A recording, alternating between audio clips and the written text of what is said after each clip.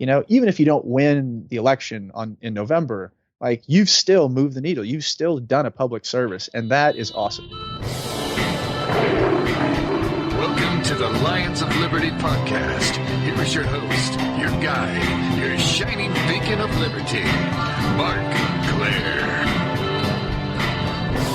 Welcome back, Liberty Liquidators, to another edition of the Lions of Liberty podcast, the place where I strive to bring you great conversations about the ideas of liberty. This is the 231st episode of this program. You know what that means, guys? It means you can find the show notes featuring links to all sorts of things which we discuss in the episode over at lionsofliberty.com/231. Today's show is sponsored by another great libertarian podcast, We Are Libertarians. If you're a fan of this program, I guarantee you're going to love what Chris Spangle and all the other guys and gals over at We Are Libertarians are doing. Check them out at wearelibertarians.com. My guest today is the co-founder and principal of Evolt Consulting Group, which provides consulting services to candidates for local, state, and federal office. Prior to that, he was a former U.S. Army captain and Iraq War veteran. He has served as director of operations for Run for America, a transpartisan political consulting firm striving to recruit, train, and work to elect a new generation of leaders to Congress. He also ran for office himself as a candidate for Congress in Virginia in 2014, and he most recently served as the campaign manager for Libertarian presidential hopeful Austin Petersen. I'm pleased to welcome in Mr. Jeffrey Carson. Jeff, are you ready to roar? I'm ready to rock. Yeah, I'm ready to roar too, man. Let's roar. We can do it all. There's no limits here. That's the great thing about being Liberty guys, there's no rules. I love it. So, Jeff, as I kind of detailed there, you have a lot of history in politics here, most recently in your career. And obviously, you've done a lot of traveling. You've been in the military. I'm sure there's a lot of things that have shaped your political views over the years. So where did that first start? What first sparked interest in the ideas of liberty for you? Well, Mark, I think first and foremost, I just have a certain personality trait, right? That's just innate in me to always question stuff. So, growing up, I was always the kid that would like put up his hand and say, no, I don't know if that makes sense, teacher, or can you explain that a little bit better? So I've just always had that inquisitive nature. And obviously I took that with me into the military. That was, the military was really my first big boy job out of college. And, I loved serving, obviously. I spent 4 good years in, but I certainly questioned a lot. And that got me into trouble sometimes. And then, obviously I learned quite a bit when I was in the military. I was overseas most of that time in Iraq and in the Persian Gulf for a bit. But then getting out of the military and traveling a ton and, I probably lived almost half my life abroad overall. But then all the traveling and so on and just kind of seeing the mindset that I had, comparing the mindset I had when I was in the military versus the mindset that I started to develop once I got out of the military and started traveling and really experiencing life, I guess, to put it simply. A lot of that's all shaped me. I'm constantly being shaped, I feel like. Why did you make that decision once you got out of the military to make that conscious effort to actually go and travel around the world? That's something that I try to get people to do. I've done a fair bit of traveling in my time. Doesn't look like as much as you have. You've been to over 50 countries. So what inspired you to do that, to get out there and see more of the world and not do so in the military uniform, just holding the gun, but to actually do so as a private citizen? The short answer to that, I think, Mark, is I had questions. One of probably the main driver for actually getting out of the military was not because I didn't like serving. It wasn't because I didn't like, that job. The last job I had was awesome. I was a ground liaison officer. So I got to brief fighter pilots before they'd fly their close air support missions. And that was just cool. That was like a lot of fun. It was cool. It was all over the place. So I liked that aspect of it. But ultimately I got out of the military because I just had too many questions. And most of those questions, I don't even think I knew what they were at the time. I just knew that there was a lot that I had to kind of sort out when it comes to just life and figuring this all out. And I had a gut feeling I wasn't going to get the opportunity to figure all that stuff out in the military, in that quote unquote box. So I'll give you a perfect case in point example of why I traveled, throughout the Middle East, for example, which was one of my trips. I spent maybe 2.5 months just kind of backpacking throughout the Middle East. And one of the reasons I've met a lot of backpackers, Jeff, in my travels. A lot of people backpacking through Central America, backpacking through Europe. I don't think I ever met someone who told me that they backpacked through the Middle East. So I'm really interested to hear about that. Well, Yeah, I'm gonna sound like an ass here. I mean, I've done South America and I've done Europe and I've done Asia as well, but not to sound like an ass. But that's all great. I mean, that was more sort of pleasure versus pursuit of like knowledge or truth or just kind of learnings. But the Middle East was mostly, at least the idea behind it was to go and learn, and it was because in my military time I had served in Israel, so I had served alongside Israeli Defense Forces, working with their missile defense systems. And then obviously I served in Iraq and been to Qatar and Djibouti and kind of all over the region. And, just what we were told and the mindset that you have, right, in terms of who the threat is or who the enemy is and why they're the enemy, et cetera, et cetera. I just always kind of questioned that a little tiny bit when I was in uniform. And in particular, when I was in Israel, I remember thinking, wow, like the Israelis are really making a good point. They're really making a great case for the Israeli case, if you will. But I knew then that I was only getting one side of the story, obviously, right? Because I was working alongside these guys. Sure. And I also knew that I had to go and at some point down the road, at some point in the future, I had to go and see it from the other sides, the Palestinian side specifically. So that was one of the things I wanted to do, on that trip. And I ended up actually spending about 2 weeks in the West Bank and seeing it from that side. And it's just, when you see it from both sides, it becomes even more complicated and difficult. What sort of reception did you get from people in the West Bank or just in the Middle East in general once they realized that you are a former U.S. soldier, that you're someone that was in the U.S. military? Because I'm sure there's just a certain level of animosity towards the U.S. military in many countries, just due to the fact that they're seen as the imperial power, with some good reason. I mean, did you get any sort of animosity, or were people just happy to speak to you as a human being and not as a soldier? Well, it's interesting. When it comes to me just kind of being out and about, obviously I kept that, I kept that on the down low. I wasn't broadcasting the fact that I was, sure, military. You weren't wearing a U.S. Army t-shirt or anything. Yeah, that's a fact. And that's just something that you kind of are taught to do. Like, you just don't broadcast that stuff. So you don't wear like America Rocks t-shirts, it does, not just in the Middle East, but just in general when you're traveling, just try to kind of not paint yourself to be a target. But no, specifically in the Middle East, obviously I didn't mention that, generally speaking. But when I met people that I either, was traveling with or, was trying to learn from or, would have a cup of coffee with, et cetera, mostly nonprofit folks, like NGO folks, they were actually like flabbergasted. They were like, who is this guy? Like, why is this guy here? Like, this just doesn't compute. This doesn't make any sense. They actually really appreciated the fact that I was there, but it just didn't compute for them. They were like, they were super confused at first. But they all, everyone I can remember, they all warmed up to me, and I learned a ton while I was over there from not just the local Palestinians, but also the NGO folks as well. Is there one specific area or like one specific topic that you specifically had your views changed on, by speaking to other Palestinians and by speaking to other people in the Middle East that were more directly affected by U.S. foreign policy and by our relationship with Israel and that sort of thing? Yeah, absolutely. So I guess I would say that going into that trip, I was generally speaking very pro-Israel, just if you think about like the right's kind of infatuation with Israel and their stance, I wasn't quite like that, but I was very much like Israel has a right to exist and defend itself, and the bad guys are terrorists, et cetera, et cetera. And then going and seeing this for myself, just seeing what the Palestinians had to live through and trying to put myself in their shoes, even if it was just for a week or two, it totally changed my perspective on the entire situation. I'd say at this point, I'm just very much conflicted. I know a little bit. I know enough to be dangerous from both sides, kind of how the situation works. And bottom line is nobody's innocent. Both sides have great points. And as an American, as someone that is not Israeli or is not Palestinian, I can't tell these guys how to do it or how to live or how to fix it. I hope that they do, obviously, but I can't argue from one side or the other effectively. Like it's an unwinnable argument for me. I just hope they can figure their shit out. But real quick, Mark, one thing that I did see with my own eyes, which was just incredible to me. I worked on a Palestinian, like it was a permaculture farm. It was actually manned mostly by Westerners that were kind of traveling through volunteering, but it was a permaculture farm in the West Bank. And I found out just from being there for like a week that, the Israelis actually control the water into the West Bank.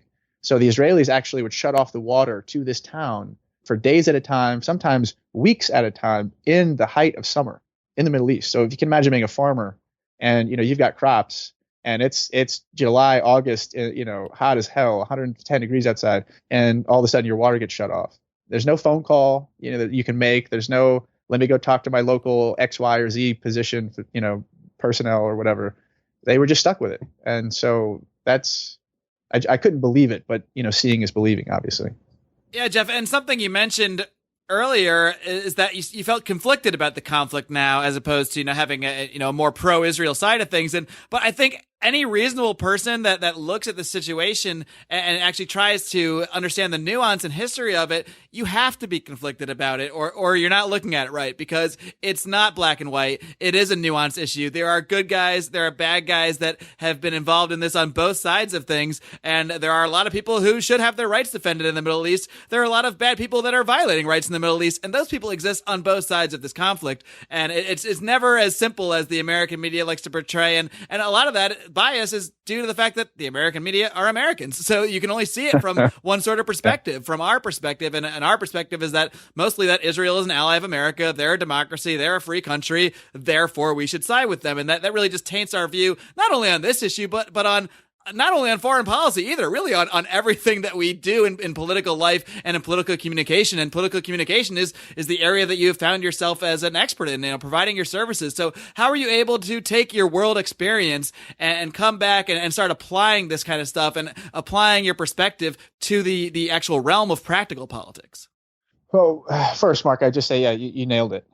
Well, thank you. I like when I nail things. Yeah. I would actually say it wasn't just the travel or the living abroad or, the military experience. I mean, when I got out of the military, I traveled a whole bunch, and then I went back to school, got an MBA. Then I spent a handful of years in the corporate world. That's not that much fun, to be honest. And then I said, the hell with it, and ran for office, kind of just jumped in head first without any clue what I was doing, because I knew that I just wanted to get in the game. I was sick and tired of sitting on the sidelines. I didn't know if that was the right play, but I knew that at least doing that was going to get me in the game, potentially. So then followed that up with my work at, Run for America, working at a retail political consulting firm, and then starting my own company now. So the long story short is I've kind of worn many, many hats, and I've done a lot of different things. I don't know if I've ever done anything super well, but I've done a lot of different things. And that in and of itself kind of obviously, breeds experience. And so all of that experience and expertise actually helps tremendously with, starting my own thing, right? This consulting firm. I actually have a business partner, Justin Phillips. I should mention him. He's actually the brains of the operation. I'm just and you're the brawn, huh? I'm the good looks. I just kind of sit here and hang out, and he does all the work, and it's great. No, I'm kidding, but you should have him on sometime too. He's a good dude. Yeah, definitely open to that down the road. Now, Jeff, I'm curious about your run for Congress in 2014. What inspired that specific run, and then what did you learn from it? Obviously, you've been able to apply a lot of what you learned running from office to the advice that you give to other candidates. Well, at first I'd call it my ass kicking for Congress. I mean, I got walloped, man. Jeez Louise. That's kind of the point, though. I mean, maybe it's not the point, but for a political campaign, I mean, I talked to Michael Pickens, who I'm sure you're familiar with, a few weeks ago. Oh, yeah. And he basically said, if you're going to run a campaign, you should plan to fail at least twice before even thinking about winning, because you can't possibly learn what you need to learn and lay that groundwork without actually failing and learning from your failures. Well, he gets it, man. Mike gets it. It's funny you mentioned his name. I hung out with him a few weekends ago. He did a training in Virginia, and I was fortunate enough to be a part of that training, an attendee of the training, and it was just fantastic stuff. So to give a plug to Mike Pickens, if anyone out there is listening and you're thinking about running for office at some point in the future, reach out to Mike Pickens and go get his training. Because first and foremost, any of my clients, I'm going to direct you that way as well. I'm going to say, go get trained by Mike Pickens, get his 4 to 5 hour initial training. Promise you won't regret that. Absolutely. And I'll link to both my interview with Michael Pickens and a link to his organization in the show notes for today's show. So we'll get all our plugs in. Yeah. What did I learn? Shoot, man. From my race, I learned a ton, obviously. So first and foremost, yeah, what Mike says is you gotta set expectations that are, I don't want to say realistic. I think the better word is pragmatic. When you set expectations that are astronomically like the odds of hitting them are so high that it's just kind of silly, then you're just not doing yourself any favors. And yeah, one of the first things I tell my clients is you got to first and foremost know you're in this for the right reasons. If you are in this for the right reasons, like deep down in your gut, in your heart, then at the end of the day, yeah, you want to win that election. But like if you run a great race and you make it competitive and you move the needle and you get people engaged and you give people a reason to give a shit again, voters a reason to get back in the game again, even if you don't win the election in November, like you've still moved the needle, you've still done a public service, and that is awesome. So if you're in it to move the needle and to perform that public service, and what your reasons are, that and for everyone they're different reasons, right? It might be you want a better future for your kids. It might be because the debt scares the hell out of you and you're just sick and tired of mismanagement. It might be for a local race, traffic issues. I mean, whatever it is, just if you're in it for the right reasons, then everything else is just 10 times easier. And that's a good point, Jeff, too, because, I mean, you could have easily just decided you wanted to be a congressman and adopted a bunch of, mainstream Republican neocon positions and, made friends with a lot of the local GOP guys and had them really push you as the next GOP congressman. You could have easily done that and maybe even won a race that way. But would you have actually moved a needle or changed anything? Whereas if you ran a principled campaign, as I know you did, even if you might not win that race, but if you inspire 20 or 30 people into activism, that's a lot more valuable than if you won that race just by dressing yourself up as something more acceptable. Well, I'll expand on that, Mark, because you make a great point. One, I did have some GOP folks coming to me, local folks that were so like, it's not that hypothetical. No, they were like, hey, dude, like, come on. They're like, you really going to run this libertarian? Like, come over here. We'll make sure you get the nomination, and then you can actually have a shot. And I was like, I even had some of my advisors at the time telling me like I should do that. And I was like, guys, I hear you. I get it. And I understand where you're coming from, but I've already committed to X. So forget all the nonsense. Like I've already committed to running as a libertarian. So I'm not going to go back on that. I'm doing this. Let's rock and roll. Plus in my gut, I wanted to be, the guy that was thumbing his nose at the establishment. I didn't want to run as a GOP guy or a Dem. I wanted to run as a libertarian. I was actually the first libertarian to run in Virginia 8. Technically, right, with an L next to his name on the ballot. So that was kind of cool. But I will tell you that had I run first of all, I ran and currently live in a district that's a D+16, meaning it's a heavily, heavily blue district. So even if I had run as a Republican, I'm not winning this race. The guy that ran as a Republican ended up getting, I think, 32% of the vote or something. So he got crushed too. But what I would tell you is that if I had run as a GOP guy, you're right, I wouldn't have moved any needles. In fact, the GOP probably would have been sick of me at the end of it because I would have been too, quote unquote, liberal for them, right, on particular policies. And that would have been it. I probably would have gone back to the corporate world and I'd be doing that kind of stuff right now. How boring would that have been? Oh, my God, shoot me in the face, right? Like, no, thank you. But because I ran as a libertarian, it's actually interesting. After my run, that organization, Run for America, I had a mutual friend who actually founded that organization, and they were interested in bringing me on board because of the fact that I ran as a libertarian, because of the fact that I did something, crazy, and because I got my ass kicked. But they were like, that's an experience that not a lot of people have that are interested in getting into, retail politics. So that alone almost made me a shoo-in for, going and working up there. Had I run as a Republican, they would have wanted nothing to do with me. And Jeff, this really drives home a point that has inadvertently become a recurring theme on this show that we mentioned recently. It's this idea that so many people are out there are afraid to fail at something, whether it's starting a podcast. You might even argue my first 15, 20, I don't know, whatever number of podcast episodes were failures in a sense. They didn't have huge numbers. I listen to them now and I kind of cringe because I was so new at it, but I had to create those less than stellar podcasts to get to a better one, to become a better interviewer. And you had to run a, I guess by normal political metrics, unsuccessful political campaign, and that you didn't win. I think you found success in other ways through it. But the point being, a failure, a small failure in one event is not necessarily a failure in life or a failure in the grand scheme, and it can actually become one of the building blocks to later success in other ways, many of which were in ways that you didn't imagine with that initial project. Mark, yeah, again, nailing it, man.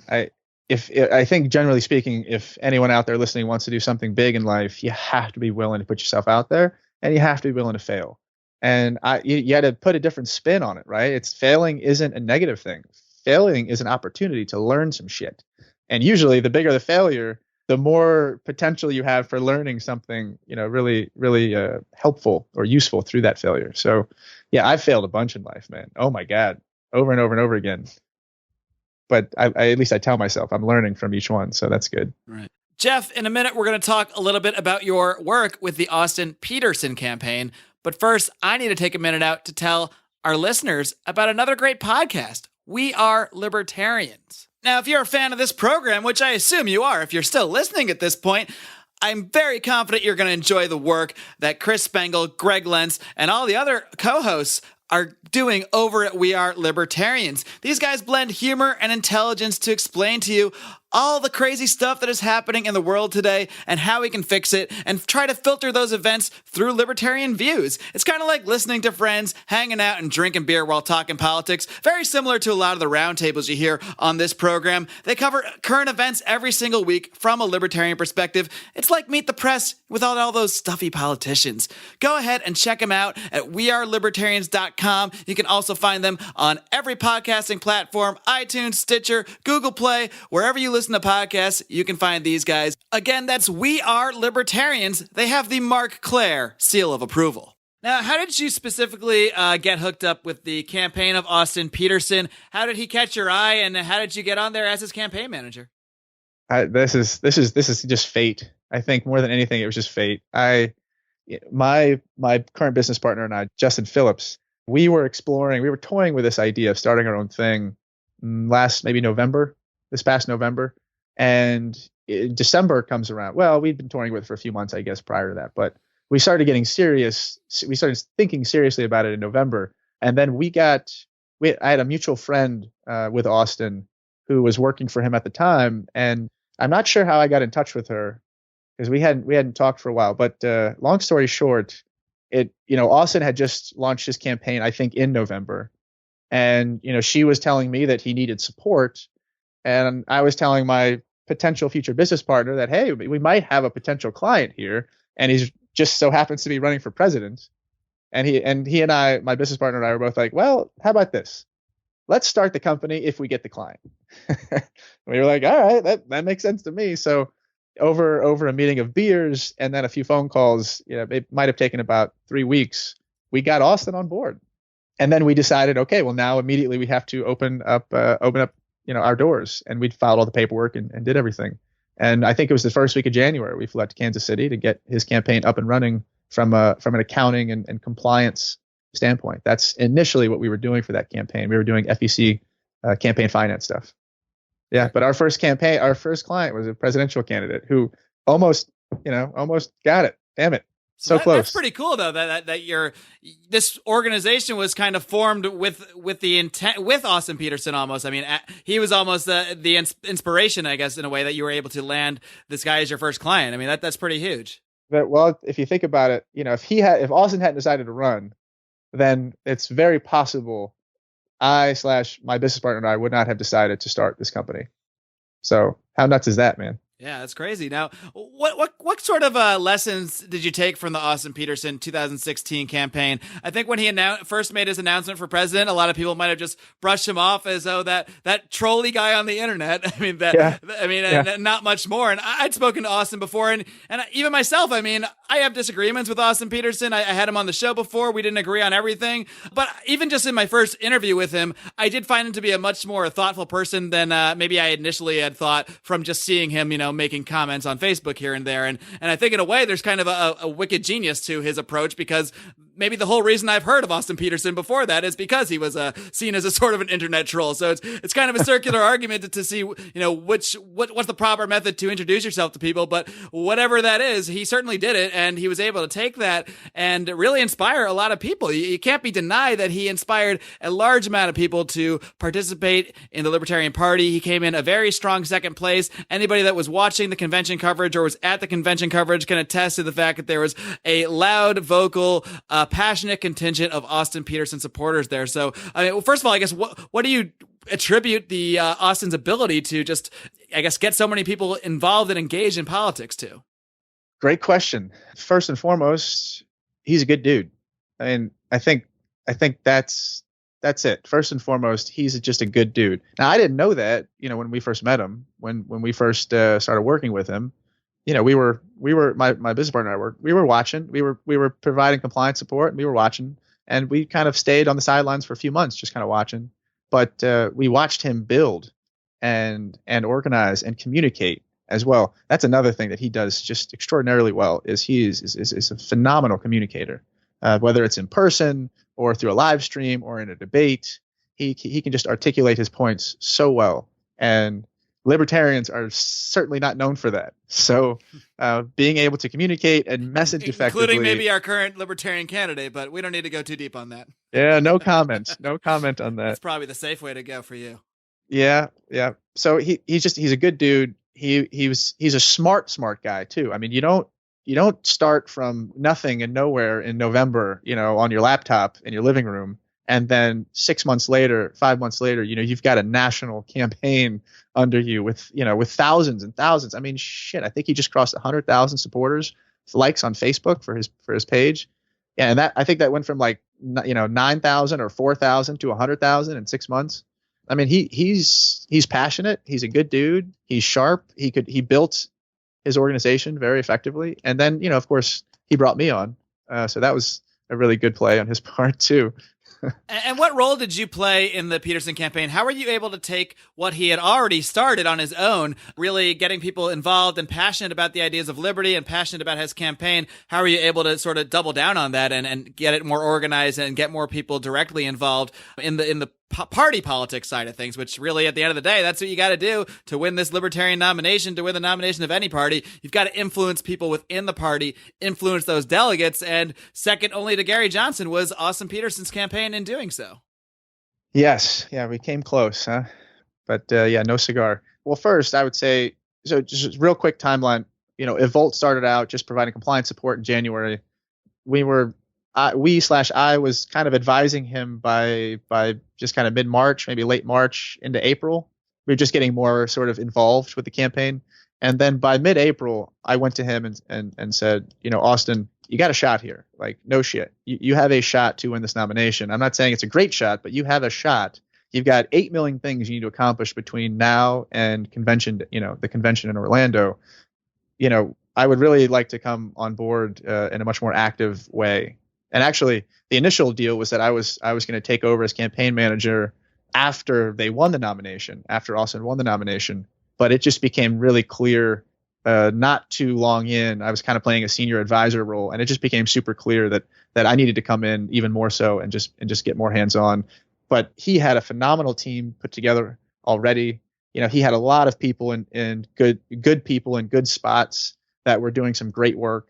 He just needed someone that had some political experience, frankly, to come in and kind of help, mold it and kind of get all the herded cats, going in the same direction. Obviously we're libertarians, so it's like herding cats, but he had a great team. You just need a little bit of help kind of pushing it in the right direction. And we did everything we could, man. We pushed and pushed and pushed. We probably, people are going to disagree with this, but I think if we had maybe another month, we could have pulled it out. A month of prep. So you want to talk about lessons learned? Start early. Right. Well, start thinking about it a year or two out, right? Don't just, think, I want to run for office this cycle and just dive in. Yeah, and I don't want to presume anything, but potentially you now have a 4-year head start on the next go around. So it might just be laying the groundwork for the future here. Jeff, one more thing I want to ask you: just if there's any libertarians out there, heck, not even libertarians, maybe just principled people that get inspired to run for office, what it would be your just most important piece of advice to them? The most important piece of advice you can give to somebody who's on the fence, wants to run for office, but something's just holding them back. Yeah. There's so much, right? Maybe the most important thing is to make sure you know why you're doing it. You made the point earlier about, some people just want to be a congressman, or some people want to advance their careers, or some people want to do X, Y, and Z. Fine. But we've got enough of those people in office already. We have enough of those people in Washington. We have enough of those people in state, local office. Be different. Know why you want to do this. And if it's for good reasons and they're moral and ethical, then basically just say, fuck it. forgive me for using bad language, but basically just say fuck it. Like stick your neck out there, give it your best shot. To Mike Pickens' point, be prepared to run a few times or 3 times, right? Don't just think it's one race. But if you're in it to move the needle and you're in it, to do the right thing, then you got nothing to lose, man. You got nothing to lose. There's always going to be haters. Doesn't matter how perfectly you do anything. People are always going to hate. Block that shit out. Just if you believe in it, if you know this is what you want to do, take the risk, throw caution to the wind and just dive in. And maybe give someone like me a call and we can help you along the way. All right, Jeff. Well, I'll let you finish up with that. Why don't you let everybody know exactly how they can get in touch with you, how they can find your business, and any other thing you want to plug? Feel free to plug away. Hey, thanks, Mark. And again, thank you so much for having me on. This is actually a lot of fun. It's been a lot of fun. Okay, evoltconsulting.com, that you can find out all about our company there. You can email me at jeff@evoltconsulting.com. And if you guys want to take a look at some of our libertarian clients right now, Alex Merced, who's running for Senate up in New York, he's a badass, man. I'm really excited about that race. I think it's going to be a lot of fun. And Lily Tang out in Colorado, she's not a client yet, but I think she might be soon. And regardless, she's a badass. So if you're not paying attention to that race. Alex and Lily are both people I've had on this program, and I just recently officially endorsed Alex Merced for U.S. Senate. So I think both those people are great candidates to look into. Absolutely. Thanks, Mark. Jeff, take care. I really appreciate the time, and best of luck in the future. Roger that. You too, bud. Well, folks, I hope you enjoyed my conversation today with Jeff Carson. A great story, a great guy. Now, how did he get to where he is today, helping Liberty candidates with the political process? He didn't do it by going to a 4-year college to get a degree in political science. And I'm not saying there's anything wrong with going to a 4-year college. Heck, I did it myself. I'm not saying there's anything wrong with getting a political science degree. One of our great contributors, Rico, he's got a political science degree. But the point is, there isn't necessarily a script to how you get anywhere in life. Now, Jeff traveled the world. Jeff went around the world seeking answers to a lot of the questions he had. And maybe he didn't get all the answers, but what he did get by traveling around the world was he got a lot of new perspectives. And those other perspectives can really open your mind, shift your paradigms, perhaps, like I discussed with Robin Kerner a few episodes ago. And that can lead you to greater truths. It can lead you on a different path in life. And then Jeff had the gall to just up and decide to run for Congress. He didn't know what he was doing, but he knew he wanted to make a difference. He knew he wanted to move the needle in a certain direction, so he went ahead and he got involved. And he ran for Congress, and he learned a lot. He learned enough that he could start his own business based around this idea, based around the idea of using the knowledge he had learned over the years, both in the military, traveling the world, participating in politics, and help other people with that knowledge. It's not the normal path. None of us take the normal path. Because there's no such thing as a normal path. That's the biggest myth out there, guys, that there's a normal path to doing things in life. There is no such thing. The path is whatever you make it. One day I decided to sit down and record a podcast. I had no idea what I was doing. I hadn't taken a podcast course. I certainly didn't have a 4-year degree in podcasting. Now, I do have some experience in television production, and I think that my mind is sort of in tune to producing, to editing. That might have helped, but trust me, listen to episode 1. I don't sound that great. I don't sound that great. The production isn't that great. I really didn't have a clue. I was piecing things together as I go, but I had to have those rough episodes. I had to do that. There's no way I could have gotten to where I was without doing. There's no amount of learning and taking courses and watching instructional videos, all of which I've done and all of which have helped me along the way, but none of that could even hold a candle to the act of actually sitting down, actually recording and producing a podcast. And that applies to anything in life. Anything you want to do. Whether it's politics, whether it's business, whether it's starting a new relationship, asking someone on a date, at some point, you gotta just do it. And it might go wrong. You might get shot down at the bar, guys. In fact, odds are you're going to get shot down at the bar, most likely. But you gotta see what works, and you gotta hit on a few girls if you're gonna get that date ever. It's just an analogy here. I'm happily taken, gentlemen. But I can give a little advice about the subject. You got to do it. You got to put yourself out there in every single arena. That's the message I want to send to you today. And I hope you can send a message to the world for us, a message that says that you love this program, that you enjoy Lions of Liberty. Please, it's you who can help us grow this program. You can do it in so many ways. mostly by sharing it with your friends and family, shooting them an email. You can share it on your social media.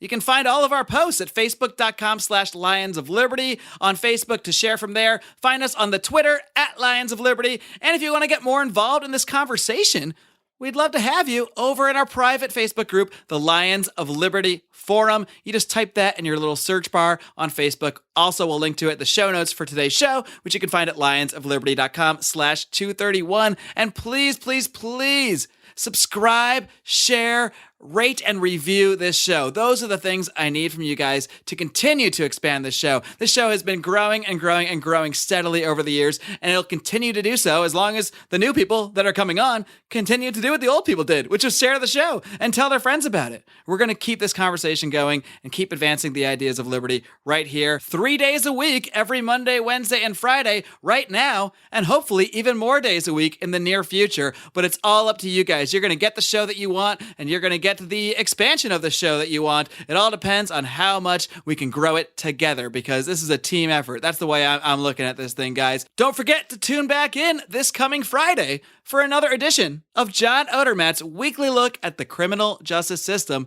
with Felony Friday. John has been knocking it out of the park with this show. And then next Monday, I'm going to have another great guest for you. He is the vice chairman of the Libertarian Party, also a current candidate for U.S. Senate. He is Mr. Arvin Vora, and he'll be on the show next Monday. Until then, guys, live long and live free.